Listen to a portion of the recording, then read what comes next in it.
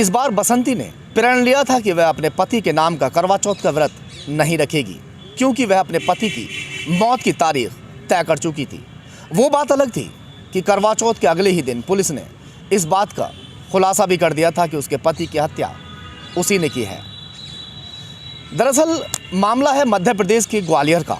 वहाँ थाना चिनौर पड़ता है और चिनौर थाने में एक पुरानी नहर पड़ती है, जहाँ पर एक लाश बहती हुई जाती है। उस लाश को बाहर निकाला जाता है और बाहर निकालने के बाद पुलिस उसे अपने कब्जे में लेकर उसे पोस्टमार्टम के लिए भेज देती है। अब जैसे ही पोस्टमार्टम की रिपोर्ट आती है तो उसमें पता लगता है कि जो व्यक्ति मरा है वो नहर में डूबने से पहले उसकी गला घोंटकर हत्या की गई है। अब पुलिस इस छानबीन में लग जाती है कि आखिर वह लाश किसकी है। ये पुलिस के लिए एक टेढ़ी खीर के बराबर थी, क्योंकि जो शव था लगभग वो फूल चुका था और जिसकी वजह से जल्दी से शनाख्त नहीं हो पा रही थी। कई थानों में मालूमात की जाती है, कई थानों में जानकारी जुटाई जाती है, मगर मालूम नहीं चल पाता। मगर उसके बाद में जब ज़्यादा गहनता से छानबीन की जाती है तो पता चलता है कि एक थाने में एक व्यक्ति की गुमशुदगी की रिपोर्ट उसकी पत्नी ने दर्ज कराई है। उसकी पत्नी को बुलाया जाता है, लाश की पहचान कराई जाती है और वो लाश को पहचान भी लेती है। अब पुलिस को ये भी मालूम होता है कि उसकी पत्नी के और उस व्यक्ति के, जो इंसान मरा था, उनके दोनों के आपसी संबंध भी अच्छे नहीं थे।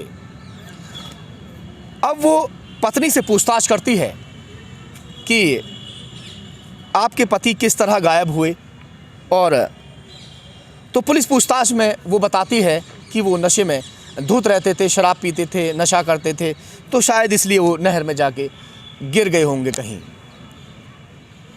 मगर जब पुलिस को ये मालूम होता है कि उन दोनों के आपसी संबंध अच्छे नहीं थे तो पुलिस सख्ती से पूछताछ करती है। अब चौंकाने वाला खुलासा होता है। जब परत दर परत खुलती है तो पुलिस भी हैरान रह जाती है, क्योंकि जो उसने पुलिस को बताया, पुलिस के रोंगटे खड़े हो गए। आदाब, नमस्कार, सत श्री अकाल। मैं हूं ज़हीर खान और आप देख रहे हैं खबर तहकीकात। दरअसल मध्य प्रदेश के ग्वालियर में थाना पड़ता है बेलगड़ा और वहीं पर एक गांव है देवरी कला। उसमें रहते हैं परीक्षित सिंह रावत और उसकी पत्नी बसंती देवी। 11 साल शादी को हो चुके थे और उनके 2 बच्चे भी होते हैं। एक बच्चे की उम्र होती है, बिटिया की उम्र 7 साल और छोटा बेटा होता है जिसकी उम्र होती है 5 साल। परिवार सब कुछ सही चल रहा था और जो परीक्षित सिंह रावत है वो मजदूरी करता था, मगर उसके अंदर शराब की लत लग चुकी थी और शराब की लत लगने के बाद में वो जितने पैसे मजदूरी में उसको मिलते थे वो उन पैसों को शराब में उड़ा दिया करता था, जिसको लेकर परीक्षित सिंह रावत के और बसंती देवी के जो संबंध है उनमें खटास पैदा हो चुकी थी। वो उसे बहुत समझाती थी कि जो वो मजदूरी करके लेके आता है उसमें से कुछ पैसे खर्चे के लिए उसे दे दिया करे, मगर परीक्षित सिंह को शराब की ऐसी लत लग चुकी थी कि वो जितने पैसे कमाता वो पैसे तो खर्च कर ही लेता, साथ में यार और रिश्तेदारों से भी पैसे ले लेकर उसने अपने ऊपर कर्जा कर लिया था। कर्जदार उससे कर्जा भी मांगते थे, मगर वो सारा पैसा शराब में उड़ाता चला जा रहा था, जिसको लेकर बसंती देवी बेहद परेशान रहने लगी थी। अकेलापन महसूस करने लगी तो उसी के गांव के एक लड़के से, जो उससे तकरीबन 9 साल छोटा भी होता है, जिससे उसके प्रेम संबंध हो चुके थे। मनीष बसंती देवी से 9 साल छोटा होता है, उसके बावजूद भी दोनों का प्यार परवान चढ़ जाता है। जैसे ही परीक्षित मजदूरी पर घर से निकलता है वैसे ही बसंती उसे उसके पीछे घर बुला लेती है और बच्चों को पैसे देकर बाहर भेज देती है। इस तरह से उसके घर में उसका आना जाना लग जाता है और बराबर वो बसंती देवी और जो मनीष था, जो ITI का छात्र भी है, वो एक दूसरे के प्यार में इतने खो जाते हैं कि दुनिया की उन्हें परवाह ही नहीं रहती। अब मनीष को परीक्षित खलने लगा था। जैसे ही करवा चौथ करीब आता है तो मनीष उससे बोलता है कि इस बार कड़वा चौथ का व्रत मेरे नाम का रखा जाएगा, ना कि परीक्षित के नाम का। और वो उसे प्रण भी दे देता है।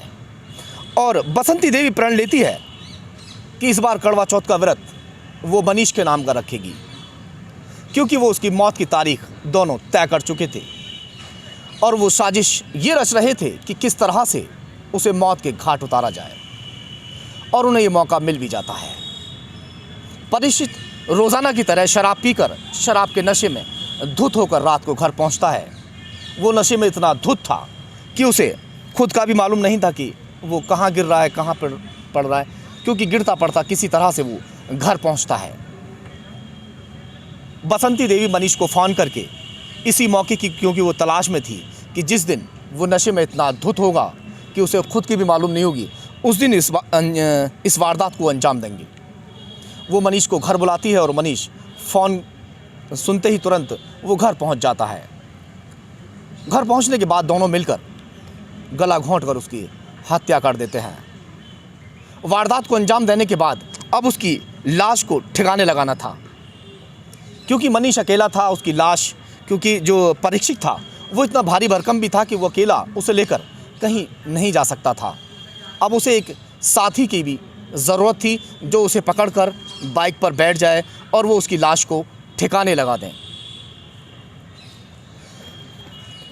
लाश को घर में ही बेड पर लिटा दिया जाता है और उसके ऊपर एक चादर ढक दी जाती है।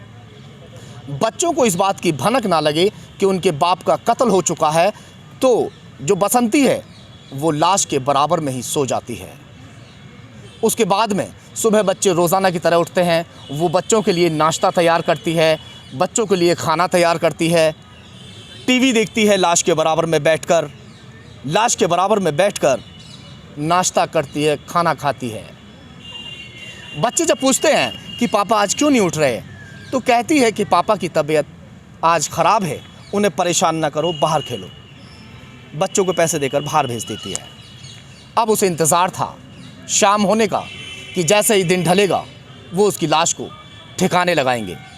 शाम होती है और शाम होते ही मनीष और उसका दोस्त वहाँ पर दाखिल होते हैं जहाँ पर लाश ढकी हुई रखी हुई थी और उसके बराबर में बैठकर उसकी पत्नी उस वक्त भी टीवी देख रही थी।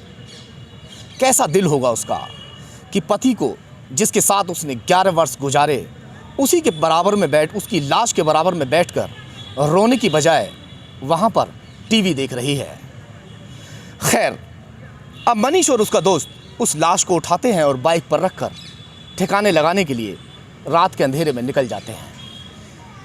रास्ते में एक बार बाइक से लाश गिर जाती है, मगर फिर से वो लाश को उठाते हैं और बाइक पर रखते हैं और 4 किलोमीटर की दूरी पर जो नहर है उस नहर में लाश को फेंक देते हैं।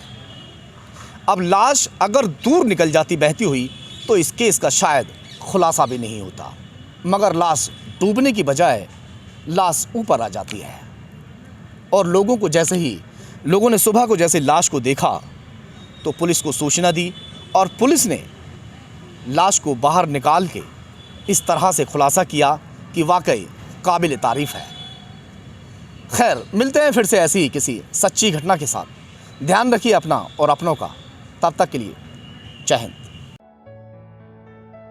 लक्ष्मी मल्टी स्पेशलिटी हॉस्पिटल 24 घंटे इमरजेंसी की सुविधा, कंप्लीट हेल्थ चेकअप की सुविधा, डायलिसिस, अल्ट्रासाउंड एवं दूरबीन द्वारा सभी प्रकार के छोटे बड़े ऑपरेशन, गुर्दा रोग, हृदय रोग का विशेषज्ञ डॉक्टर्स द्वारा इलाज किया जाता है। हमारा पता है गंगानगर, बुलंदशहर।